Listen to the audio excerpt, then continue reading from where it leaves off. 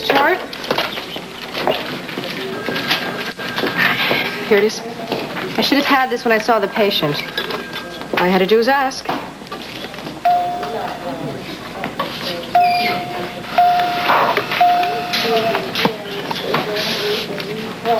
You're welcome.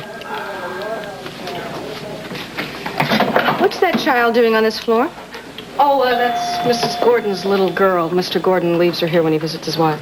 Really? Well, he can't afford a babysitter, and he doesn't want to leave her alone. Mm-hmm.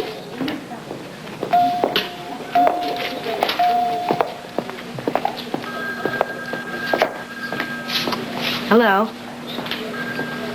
What's your name? I want you to make sure that Alan sees these contracts as soon as he comes in. And listen, Virginia, make sure that he goes over clauses 5 and 27 because legal altered the wording. I want to make sure he approves the changes, all right? Good. Who? Yes, it's all right. Send him in.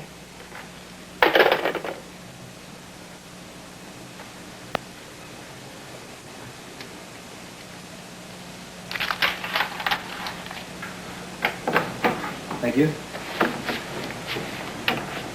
Good morning. Hello, Mike. What brings you here at this hour? So you're not wearing your bracelet this morning?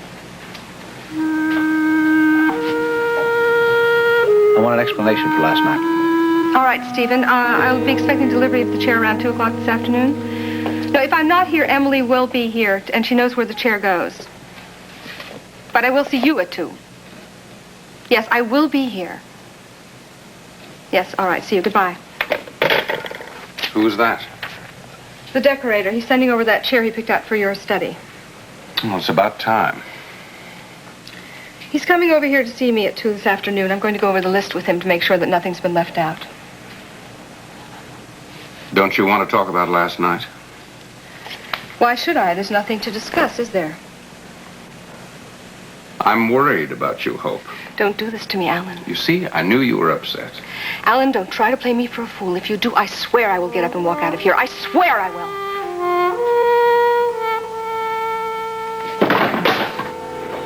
Yeah, push. What are you doing? Morning, Mom. Just setting up. Oh, something wrong? No, what makes you think that? Well, you don't usually attack your chairs like this, Tony.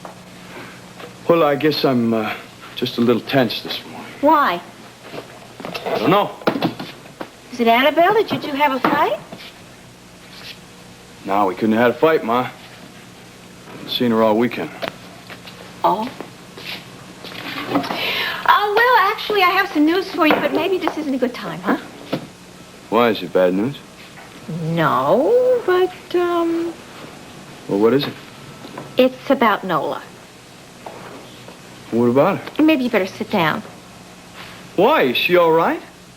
Yes, actually, she's Will you tell me what? How you doing? I have no intention of playing you for a fool. Don't try to put me on the defensive, Alan. I'm not, and if it sounds like that, I'm sorry. Don't try to play your games. I'm on to all of them. I'm not playing games, Hope. I'm worried about you, and I have every reason to be. I don't think we ought to discuss this, do you? Do you have any idea how embarrassed I was when Trish came by here yesterday and found you drinking?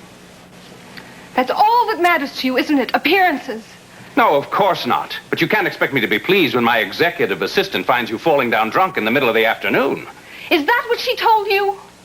She felt obliged to report what she had seen. Why? Is that what you pay her for? Is that what you give her gold bracelets for, to spy on your wife? So now we come to it.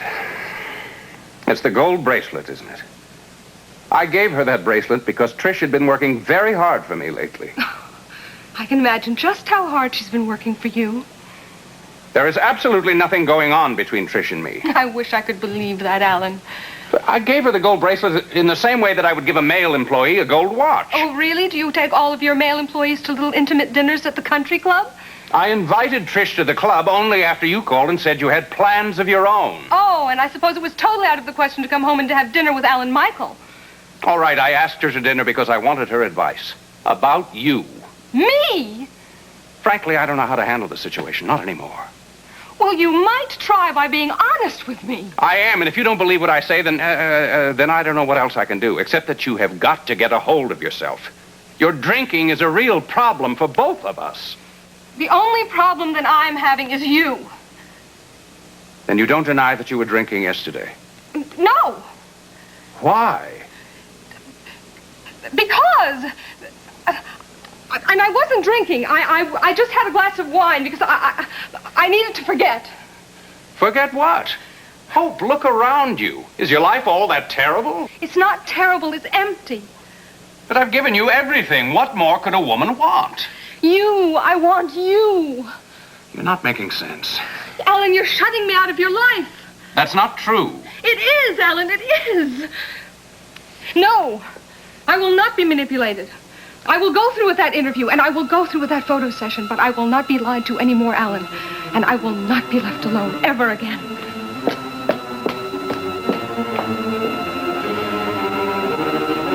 I don't owe you an explanation for anything.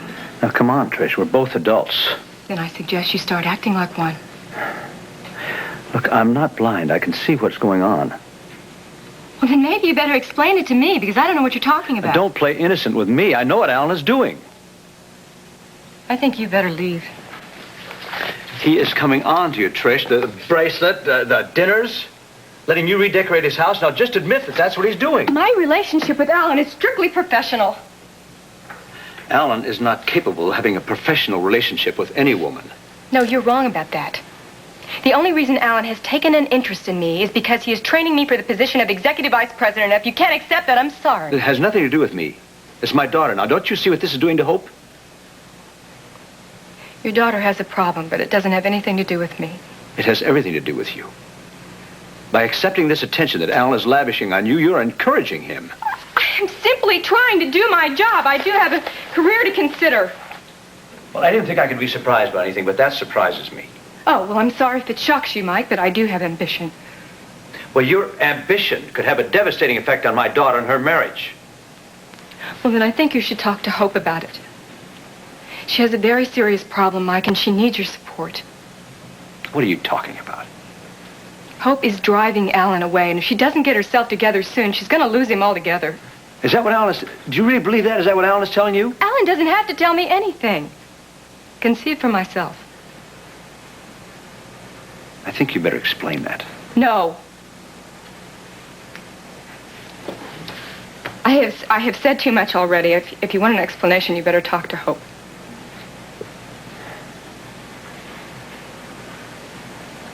All right, I will.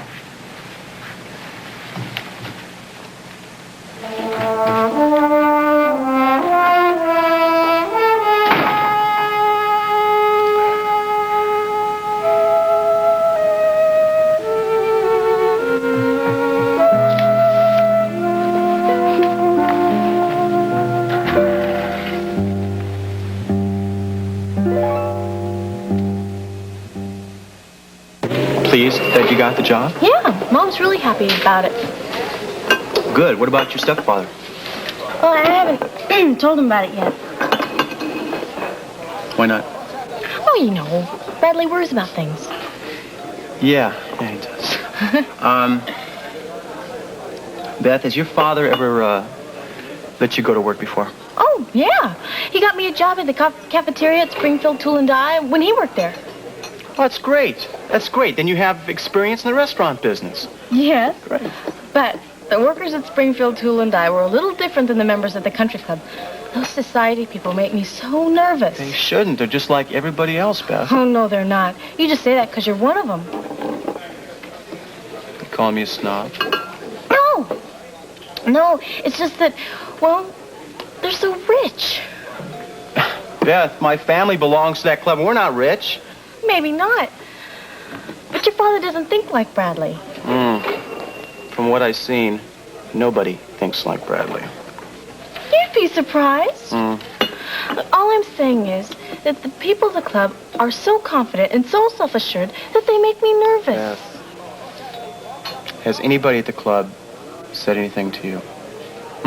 Or done anything to you to make you feel nervous? No, everybody's been very, very nice. They didn't even say anything when I dropped things. Come on, what things? It happened last night. I can be such a klutz. It was my first night, and I was trying to be extra, extra careful. Well, that's your whole trouble, right there. You're a perfectionist.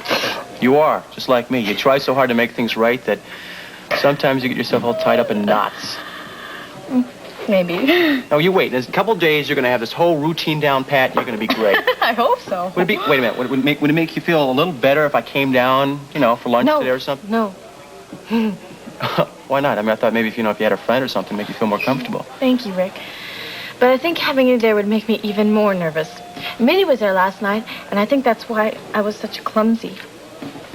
Why? What'd she do? Nothing. She went out of her way to make me feel very comfortable.